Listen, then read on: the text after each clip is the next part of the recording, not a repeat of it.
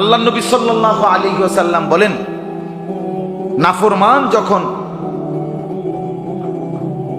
নাফরমান যখন আপনার মৃত্যুর মুখোমুখি হয়, আল্লাহ নবী সাল্লাল্লাহু আলাইহি ওয়াসাল্লাম বলেন, কোন আটার মধ্যে আটার কাই, এটার মধ্যে যদি কোনো লোহার আংটা দিয়া, এরকম চার মাথাওয়ালা আংটা দিয়া যদি চাপ দিয়া এটার থেকে আপনার টাইনা উঠায়, তাইলে যেরকম আটা বিভিন্ন সিরা অংশ এটার মধ্যে লাগবে কিনা, আবার কিছু আটা তো থাইকেই যাবে। মনে করেন এটা আটার কাই বোঝেননি, গীতা কোন কাই, তো এইটার মধ্যে একটা ওই সহজে বুঝবেন নৌকা জাহাজের নোংরে, এটা এরকম লোহার ইয়াওয়ালা না, আংটাওয়ালা না, কতটি, তো এইটারে যদি এটার মধ্যে চাপ দিয়া টান মারে বা উঠায়, তাহলে ওইখান থেকে সিরা আটার কাইয়ের অংশ এটার মধ্যে লাগবে কিনা। নবী সাল্লাল্লাহু আলাইহি ওয়াসাল্লাম বলেন, নাফরমানের শরীর থেকে রূহটা এইভাবে ফেরেশতা, এই মনে হবে যেন আংটা মারছে, নোংর মাইরা টান মারছে, শরীরের ভেতর থেকে ছিঁড়া ভিড়া তার রূহটা বের হয়েছে। এই নবীজি এই উদাহরণটা মনে হবে যেন আটার কাইয়ের ভেতর থেকে ছিঁড়া নাফরমানের রূহ আসমানের দিকে তুলতে চাইবে ফেরেশতা, আসমান থেকে ফিরিয়ে দেবে, সাতবক জমিনের নিচে পৌঁছায় দিবে। এরপরে সেখানে আল্লাহর নিকৃষ্ট বান্দাদের যে লিস্টি সিজ্জিন, তো সেখানে এই নাফরমানের নামও উঠাই আবার তাকে তার কবরে আনা হবে। আইনা ফেরেশতারা এবার তাকে এই তিনটি প্রশ্ন জিজ্ঞেস করবে। আবার সে তিন প্রশ্নেই বলবে, হায় আমি জানি না, আমি তো কিছুই বলতে পারতেছি না। তোমার রব কে? না, আমি তো জানি না, আমার তো কোনো রব ছিল না, আমার তো যখন যা মন চাইছে আমি তাই করছি, আমার আবার রব কি? আমার রব আমার খোদা, আমার নফস, আমার মনের চাই। কোরআন কারীমের মধ্যে আছে, আফারাআইতা মান ইত্তাখাযা ইলাহাহু হাওয়া। আল্লাহ তাআলা বলেন, বন্ধু দেখবেন অনেক লোক আছে এমন যাদের মনের চাহিদা, মনের ইচ্ছা এটাই তার খবর, এটাই তার খবর, যেটা মন চায় এটাই করে, যেটা মন চায়, কি হালাল কি হারাম, কি জায়েজ কি না জায়েজ, কি বৈধ কি অবৈধ, কিচ্ছুর কোনো বাস বিচার, মরবে এই কোন চিন্তা। অনেক নওজোয়ান তাদেরও জিন্দিগি এরকম গুনাহ করতে করতে শরীর দেহ মন ফসাইয়া লাগছে। বেড়ি দেখতে দেখতে, নারী দেখতে দেখতে, অশ্লীল ছবি দেখতে দেখতে, উলঙ্গ দৃশ্য দেখতে দেখতে চোখ শেষ, কান শেষ, জিন্দিগি শেষ। আর মাঝ বয়সী লোক হারাম খাইতে খাইতে, সুদের টাকা, ঘুষের টাকা, বাটপাড়ির টাকা, মিথ্যার টাকা, ওজনে কম দিয়া এই ফিটারি মিশা কথা কইতে কইতে শরীরটা ফসায় গেছে, শরীরটা ফসায়, হাসতে হাসতে মিশা কথা, ঠান্ডা মাথায় বুঝা শুই না সুদের টাকা নেয়, খার কেন? এটা যে অন্যায়, এটা যে পাপ, এটা যে আল্লাহর নিষেধ, এইটাও ভাবে। কি আশ্চর্য! মানুষ এত বড় মুতাকাব্বির হয় কিনা, অহংকারী হয় কিনা। আল্লাহ নবী সাল্লাল্লাহু আলাইহি ওয়াসাল্লাম বলেন, হকের বিপরীত, মানে কোরআন সুন্নাহর আলোকে যেটা হক, সঠিক, সহিহ, এর উল্টো যে করে সেই অহংকার। বাতারুল হক, অহংকার। আলাইসা ফি জাহান্নাম মাসওয়াল লিল মুতাকাব্বিরিন। আর রব্বুল আলামিন বলেন, শুনে নাও বান্দা, সমস্ত অহংকারীর ঠিকানা শুধুই জাহান্নাম। অহংকারী শুধু গাঁড়ফাঁক দিয়ে যে বেড়ায় এবারে অহংকারী কয়।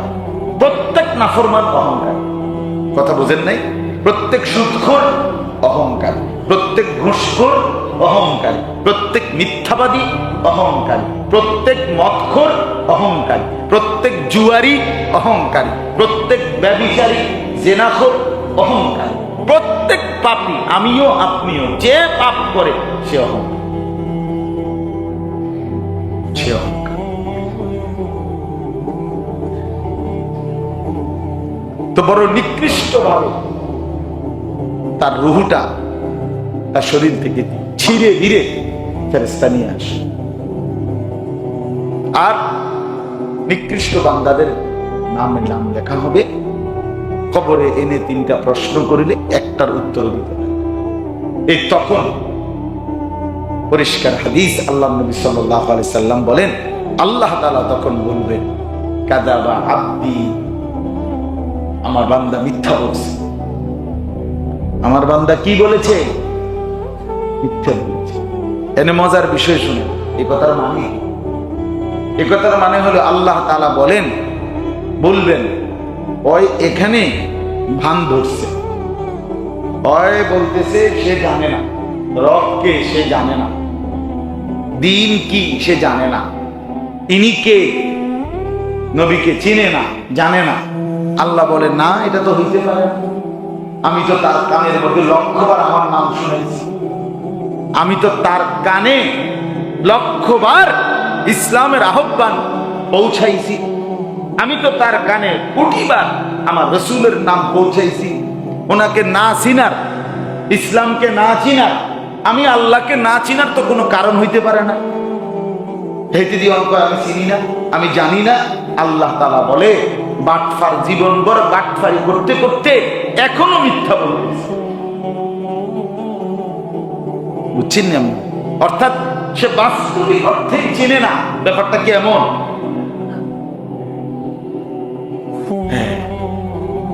সে এখানেও মিথ্যা বলে। এই জন্য আল্লাহ তখন বলবেন, ফাআফরিশুহু মিনান নার ওয়ালবাসুহু মিনান নার ওয়াফতাহু লাহু বাবান ইলান নার। আমার এই নাফরমান বান্দার জন্য জাহান্নামের বিছানা বিছিয়ে দাও, আগুনের বিছানা কবরের মধ্যে, কবরের মধ্যে জাহান্নামের আগুনের পোশাক তার গায়ে পরায় দাও। আপনার ওই কাফনের কাপড় না, আগুনের পোশাক পরিয়ে দাও। আর জাহান্নামের সাথে তার কবরে দরজা খুলে, সাথে সাথে ফেরেশতা এই হুকুম পালন করবে। আর এই হুকুম পালন করে তার কবরে যখন জাহান্নামের হাওয়া আসবে, জাহান্নামের পোশাক আর বিছানা বিছিয়ে দিবে। আল্লাহ নবী সাল্লাল্লাহু আলাইহি সাল্লাম তখন বলছেন, ভয়ানক একটা কথা বলছেন নবী,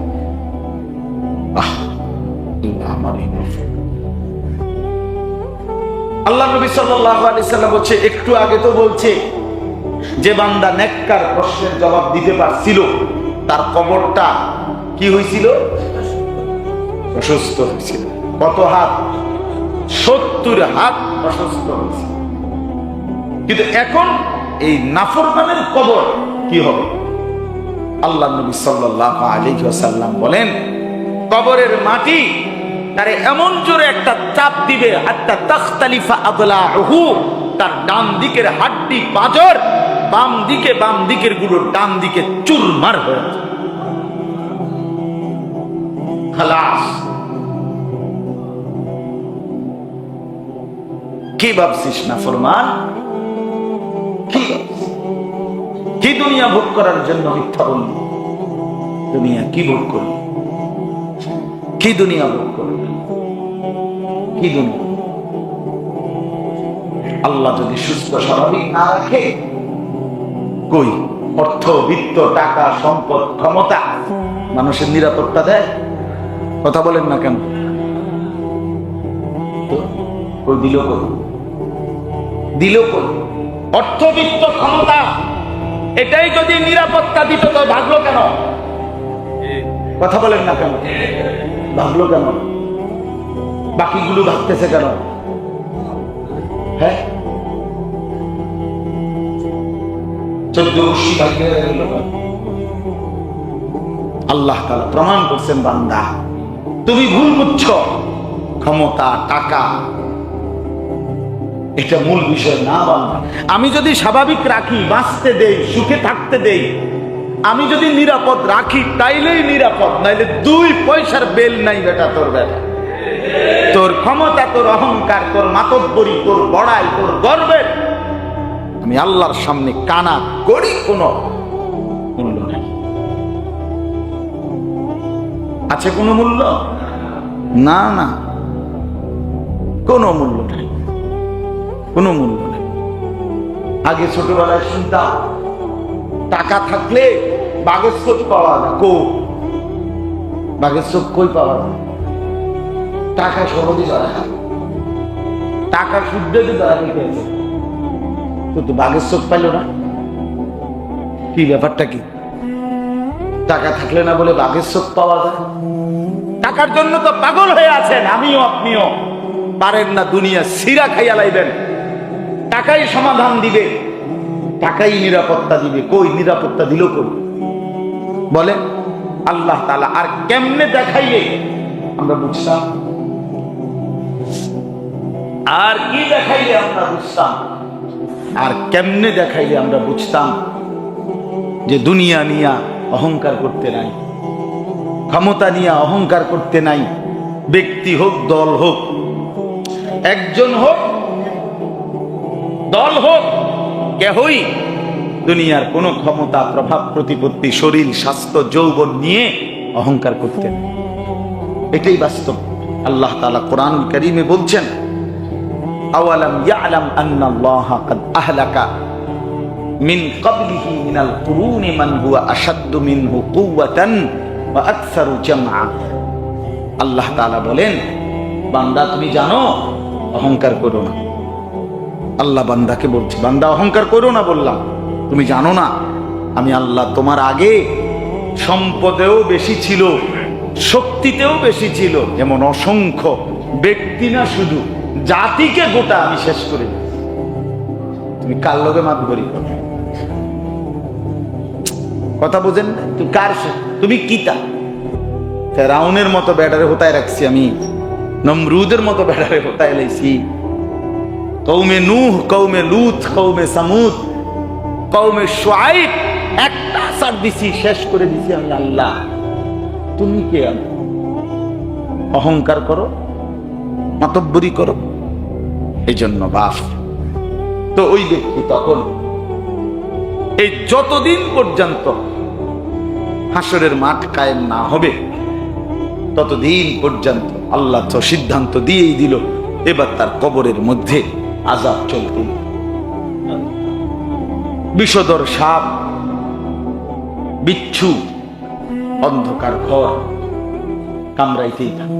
নবীজি সাল্লাল্লাহু আলাইহি ওয়াসাল্লাম বলছেন, আমি বহুদিন আপনাদের এই বয়ানে আমাদের এখানে আমি বলছি, আল্লাহ নবী সাল্লাল্লাহু আলাইহি ওয়াসাল্লাম বলেন, কবর প্রতিদিন মানুষকে ডাকে, ডাইকা ডাইকা বলে, শোনো, আনা বাইতুদ দুদ, আমি পোকামাকড়ের ঘর। পোকামাকড়। আমি হাসতে হাসতে বলতেছিলাম, মাস্টার সাহেবের ওই দিন মনে নাই কি চমৎকার লাইটিং করছেন, যে এত উপরে লাশের একটা ঘর বানাবে নিয়ত করছে, এসি ওয়ালা, কিন্তু কবরের ভিতরে লাইটের ব্যবস্থা করবে কে? কবরের ভিতরে এসির ব্যবস্থা করবে কে? এটা আপনারা পারবেন? এটা আপনারা আরো টাকা দিলেও কি, আপনারা কালেকশন 7 লাখ না 7 কোটি টাকা কালেকশন করলেও আপনারা কবরের ভেতরে বাতিও জ্বালাইতে পারবেন না। কবরের গরম তীব্র হাওয়া ঠান্ডাও করতে, কবরের ওইখানে মাটি জ্বালাইতে হইলে, ওইখানে আপনাকে ঠান্ডা করতে হলে আপনার সেজদা, আপনার বন্দেগী, আপনার গোলামি ছাড়া আর কিচ্ছু কাজে আসবে না। তো এই লম্বা সময় কবরের মধ্যে পড়ে থাকতে হবে জাহান্নামের আযাবের ভিতরেই। চিন্তা করে দেখেন তো, চিন্তা করে দেখেন। আচ্ছা, আপনি একটা মিনিট আমার কথা শেষ কল্পনা করেন, নূহ আলাইহিস সালামের জামানায় যে মানুষগুলো মারা গেছে তারা আজকে কতদিন যাবত কবরে আছে। ইব্রাহিম আলাইহিস সালামের জামানায় যে মানুষগুলো কবরে আছে তারা আজকে কতদিন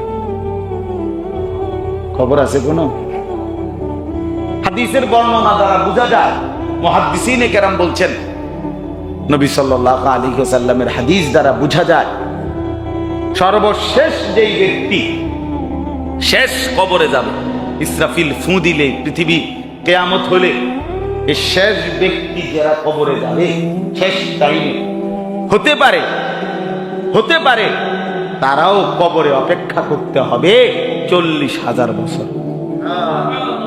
তো এখনকার বলা না, এখনকার বলা তো নূহ আলাইহিস সালামের জামানার হেরা, ইব্রাহিম আলাইহিস সালামের জামানার, আমাদের নবীজি সাল্লাল্লাহু আলাইহি সাল্লামের জামানার হেরা আমাদের চোখের সামনেই তো গেছে 1,500 বছর। আমাদের চোখের সামনে তো আমার কাছে তো এখন হিসাব আছে 1,500 বছর। তো আবু জেহেল কবরের মধ্যে পিঠা খাইতেছে যে কত বড় বছর, আবু লাহাব আজকে কত বছর পিঠা খাইতেছে, কি ছোটখাটো পিঠা আছে 1,500 বছর। আরো কত কাল অপেক্ষা করবে কে জানে? কিয়ামত কখন হবে আমরা কেউ জানি? তাইলে বাপ আমার, চলেন এবার তরজমাটা শেষ। তো আল্লাহ তাআলা বলেন কবরের আযাব, আখিরাতের আযাব, জাহান্নামের আযাব বান্দা নিজের থেকে নিজে চাইও না, মস্কারি করিও না এটারে। না না না, এটা ফাতরামি মনে করো, ফাতরামি মনে করেন। কিছু পিঠা নাহলে খাইলে আমার কি হুজুর? হ্যাঁ বাবা, মনে হয় একটা ফাইজলামি না করতেছে। আপনি জানেন না এটা কার শাস্তি? আল্লাহর শাস্তি। কার শাস্তি? এই জন্য আল্লাহ বলেন, বন্ধু ওরা আপনার কাছে আযাব চাচ্ছে, আপনি বলে দেন আযাব আসবে। আর যেদিন আযাব হবে, প্রকৃত আযাব হাসরের ময়দানে, সেদিনের একদিন হবে 50,000 বছর। আযাব কবরে হবে, আযাব আখিরাতে হবে, জাহান্নামে হবে। তো আল্লাহ তাআলা বলেন, নবী আপনাকে তারা বিদ্রুপ করুক, অস্বীকার করুক, ফাসবির সাবরান জামিলা, আপনি অত্যন্ত ভদ্রচিত ভাবে সবর করেন। আপনি আপনার মিশন, আপনার ফিকির, আপনার মেহনত, আপনার বলা, আপনার দাওয়াত, আপনার আহ্বান আপনি বলতে থাকেন। যা মানুষ যখন শুনতেই চায় না, কইতাম না, না না এই কথা কবে হবে? আল্লাহর কথার থেকে কি করা যায় না? রাগ করা যায় না। আমার একজন মানুষও আমার কথা গ্রহণ করলো না, মুখের উপরে ছুঁড়ে মারলো, অসুবিধা না, আমি আবার বলব। এটা হলো কি আল্লাহ পাকের ফাসবির সাবরান জামিলা। আল্লাহ বলেন, বন্ধু আপনি ভদ্রচিত ভাবে চুপ ধৈর্য ধরেন। ইন্নাহুম ইয়ারাউনাহু বাঈদা, আল্লাহ বলেন এই নাফরমান গুলো জাহান্নামের আযাব, আখিরাতের আযাবকে বড় বেশি দূরে মনে করে। ওয়া নারাহু কারীবা, আমি আল্লাহ কিন্তু দেখতেছি আযাব একদম কাছে।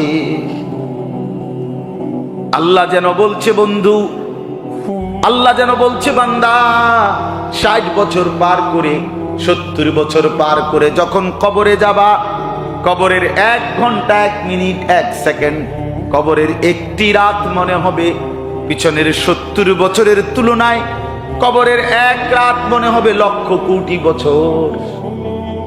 আর এটা মনে হবে সামান্য, তখন বুঝবা। কোরআনে আছে আল্লাহ তাআলা হাসরের ময়দানে নাফরমান আল্লাহর বান্দাকে জিজ্ঞেস করবে, আমার বান্দা দুনিয়ায় কতদিন ছিলা, কয়দিন আছিলা? কবর থেকে যখন হাসরে উঠবে, বান্দা বলবে লাবিসনা ইয়াওমান আও বা'দা ইয়াওম, আল্লাহ দুনিয়াতে ছিলাম হয়তো 1 দিন অথবা 1 দিনের চাইতে কম, হয়তো ছিলাম 24 ঘন্টা, নয়তো ছিলাম 18 ঘন্টা 12 ঘন্টা। আরে কও কি তুমি না 60 বছর আছিলা? না আমি না, তাহলে অন্য কেউ। এত কম মনে এত কম। 70 বছরের সুখের কথা জাহান্নামের 1 মিনিটের 1 সেকেন্ডের গরম বাতাস বুকে লাগবে। আল্লাহ জিজ্ঞেস করবে, বান্দা 60 বছর তো দুনিয়াতে সুখে কাটাইয়া আসছো না? আল্লাহর বান্দা তখন নাফরমান বলবে, হাদিসে আছে, আল্লাহর কসম আল্লাহ, আমি আমার দুনিয়ার হায়াতে সুখ কি জিনিস আমি জীবনে দেখি নাই। অর্থাৎ জাহান্নামের 1 সেকেন্ডের গরম আযাব তার 60 বছর ভুলাই দিবে, একের ভুলেই যাবে, ভুলেই যাবে। হ্যাঁ, আল্লাহ আমাদেরকে মাফ করে দেন, আল্লাহ আমাদের সবাইকে কবুল করে নেন। অতএব বাবা, এটাই ইনসাফের কথা। আল্লাহ তাআলা বলেন, ওরা মনে করে দূরে, আমি দেখি কাছে। ইয়াউমা তাকুনুস সামাউ কাল মুহল, আল্লাহ বলেন যেদিন ইসরাফিল ফু দিবে, হাসরের মাঠের প্রস্তুতি হবে, সেদিন কিয়ামত শুরু হবে, আসমান গলিত তামার মতো গলে গলে পড়বে।